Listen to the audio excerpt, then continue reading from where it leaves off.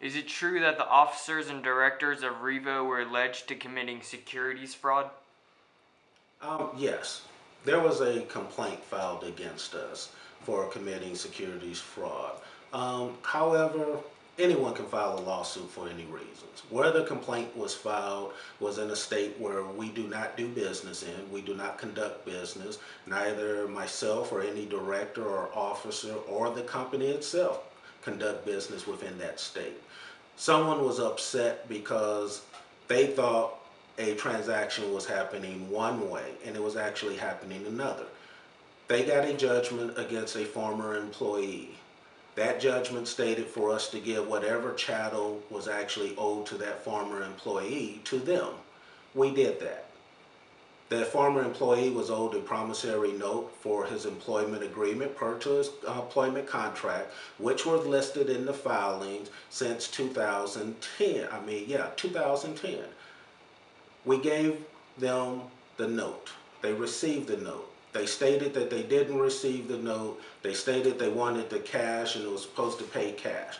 Well, his agreement was the same agreement that I'm held to, the same agreement that the CEO is held to, and all of our agreements are because we know the company is not in a position to pay us a monthly salary.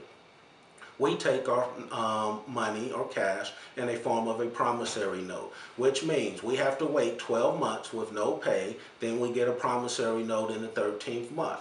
That goes into our filings, which means then at that point in time, we're only able to convert and sell 1% every 90 days.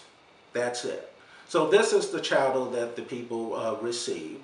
And it shouldn't have been a problem whatsoever. I don't think it's a problem. Again, they did not have the right, because we don't do business in Ohio. Neither myself or any of the officers or directors or the company do business there.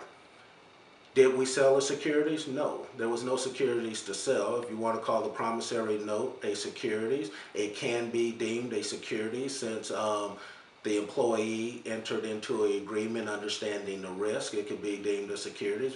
However, we were ordered by a judge to turn that over. In addition, that being said, any officer director under certain provisions of the SEC's rules and regulations and under certain state regulations can sell security instruments within their own company. It can't be their primary duty or responsibilities, however. Okay, but they can do it and it is permitted under certain provisions and regulations.